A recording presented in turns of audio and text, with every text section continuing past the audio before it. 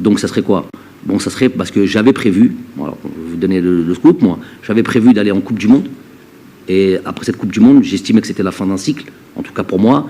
Et d'ailleurs, j'arrive en fin de contrat, transmettre le témoin et quelqu'un d'autre allait venir. Donc ce quelqu'un d'autre aurait eu sûrement la possibilité d'intégrer Andy Delors.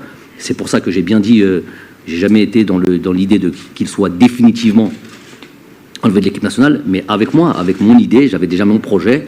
Ça ne servait à rien de le mettre sur la place publique. Hein. Et donc c'était ça.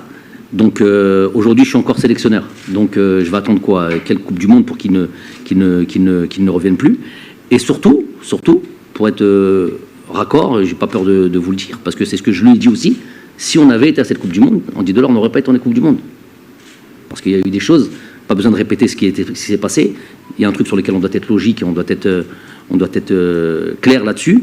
Voilà, ceux qui avaient fait cette campagne de Coupe du Monde et ceux qui avaient été dans ces matchs, dans les endroits où il est difficile de gagner, difficile de jouer, c'est ceux-là qui auraient eu ce mérite d'aller à cette Coupe du Monde, avec peut-être des joueurs qui sont arrivés, peut-être qui auraient performé, qui auraient été meilleurs, qui ont été des blessures ici, des joueurs qui montent ici, mais pas des joueurs qui ont dit je viens pas pendant une année, pas des joueurs qui ont dit et qui attendent que la Coupe du Monde vienne.